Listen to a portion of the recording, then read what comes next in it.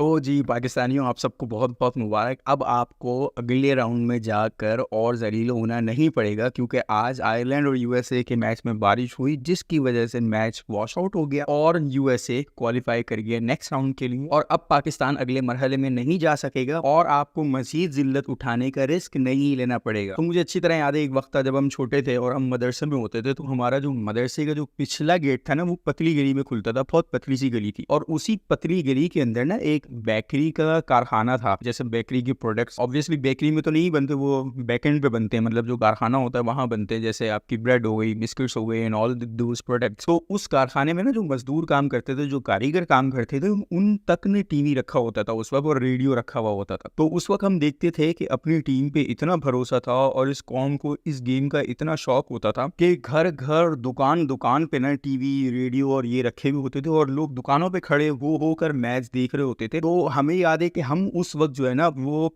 वजू खाना जो हमारे मदरसे का था, उसकी दीवार थोड़ा सा गैप था। तो हम एक दूसरे बच्चों को मतलब ऊपर उठा उठा के और उस दीवार के ऊपर से मुंह निकाल के वो उस कारखाने के कारीगरों से स्कोर पूछ रहे होते थे, क्या भाई मैच का स्कोर क्या है। अगर बैटिंग कर रहे होते तो सवाल ये होता था भाई इंजमाम बाकी है, और अगर बॉलिंग कर रहे होते थे तो वसीम और वकार के ओवर कितने बाकी है। क्योंकि हमें भरोसा होता था कि इंजमाम बाकी है ना, मैच निकाल देगा। और अगर वसीम और वकार के ओवर्स बाकी ना, डज नॉट मैटर के 5 का रन रेट चाहिए, 4 का रन रेट चाहिए, वो आके विकेट उड़ा देते थे और उन मैच जितवा देते थे। तो उस वक्त कौम को इतना भरोसा होता था, डज नॉट मैटर कि आपका टारगेट बहुत लो, आप डिफेंड कर रहे हो, उनको पता होता था हमारे बॉलर्स निकाल लेंगे। डज नॉट मैटर कि आप कितना लंबा टारगेट चेस कर रहे हो। ठीक है, बॉलिंग से ज्यादा भरोसा नहीं होता था बैटिंग पे, बॉलिंग पे ज्यादा भरोसा होता था क्योंकि हिस्टोरिकली हमारी बॉलिंग बहुत ज्यादा मजबूत रही है। लेकिन बैटिंग पर भी तब तक भरोसा होता था जब तक इंजमाम आउट नहीं होता था। जब तक इंजमाम खड़ा होता था हमें पता होता था भाई मैच निकाल सकता है। कौम को इतना भरोसा था इस टीम के ऊपर कि ये टीम इतनी स्ट्रॉन्ग थी, ये लो से लो टारगेट डिफेंड भी कर लेती थी और हाई से हाई टारगेट में टफ टाइम एटलीस्ट देती। कोलैप्स भी हो जाता था, लेकिन आज से बहुत बेहतरीन टीम थी। अब आप देख रहे हैं ना, पहले 99 में आप बांग्लादेश से हारे, 2007 में आयरलैंड से हारे, कितना 7-8 साल का बीच में गैप आ गया अपसेट होते हुए। और अब आप अपसेट्स देखें कि आप आयरलैंड से अभी हारे, फिर आप न्यूजीलैंड की CDE टीम से हारे, उसके बाद आप USA से हार गए। अब अपसेट्स आपके लगे में लाइन में लगे में, एक बार दूसरा अपसेट हो रहा है। उस वक्त अपसेट होने में 7-8 साल लगते थे और वो हर टीम के साथ होते हैं। अपसेट तो ऑस्ट्रेलिया के साथ भी होते हैं, साउथ अफ्रीका के साथ भी होते हैं, बट व्हाट मैटर्स के किस फ्रीक्वेंसी से हो रहा है। तो मैं ये बता रहा हूँ कि एक वक्त ऐसा था कि इस कौम को इतना शौक था इस गेम का। क्यों? क्योंकि इस गेम में हमारी कौम, हमारी टीम जो है वो बड़ी स्ट्रॉन्ग थी। तो इस वजह से कौम को भरोसा भी था और शौक भी था। और गली गली कूचों कूचों में रेडियो और टीवी लगे होते थे। मुझे खुद याद है हमारे घर पे टीवी नहीं था, तो मैं सौदा लेने जा रहा हूँ, दही लेने जा रहा हूँ या रोटी लेने जा रहा हूँ, तो मैं बाहर दुकानों पे खड़े होकर मैच देखता हुआ आता था। फिर बाद में रेडियो आ गया तो मैं रेडियो पे भी सुन रहा होता। और आप उस वक्त की टीम को आपकी टीम से कंपेयर कर लें और उस वक्त का जो आपकी कौम का शौक था इस गेम के लिए, उसको कंपेयर कर लें। ना आपकी टीम को रही, ना आपकी कौम का शौक हो रहा। ऑब्वियसली किस कौम को शौक होगा जब उसको पता होगा यार हर मैच हारना ही है। अब आप देखेंगे उस वक्त हमें पता होता था यार मैच निकाल लेंगे। मतलब आप अब्दुल रज़ाक की वो सेंचुरी याद करें साउथ अफ्रीका के सामने, आप कामरान अकमल अब्दुल रज़ाक की वो इनिंग याद करें जो इंडिया के सामने लोगों ने टेस्ट मैच बचाया था, आप शोएब अख्तर की बॉलिंग को याद करें, एक दिन में इंग्लैंड की 10 विकेट उड़ा दी थी। तो इस तरह की हीरोइक्स इनिंग्स और हीरोइक्स बॉलिंग और स्पेल्स होते थे हमारे। और अब हम कहां पहुंच गए कि 120 का भी जब हमें टारगेट मिला था, दिल में हर पूरी कौम के चोर था कि यार कुछ नहीं पता इनका भाई, ये 120 भी नहीं कर पाएंगे। और वही हुआ कि 120 भी नहीं कर पाए। और उस वक्त इंजमाम, मुझे नहीं याद पड़ता कि कभी नंबर 1 की रैंकिंग में आया हो कि भाई वो नंबर 1 बैटर है, या यूसुफ आया हो या यूनुस खान आया हो, कभी मुझे नहीं याद पड़ता। आया हो तो correct me if I am wrong, लेकिन मुझे याद नहीं पड़ता। उस वक्त रैंकिंग्स मैटर ही नहीं करती थी, कोई डिस्कस नहीं करता था भाई इंजमाम, यूसुफ, यूनुस या शोएब अख्तर या वसीम वकार ये कौन सी रैंकिंग में, रैंकिंग्स डिस्कस ही नहीं होती थी।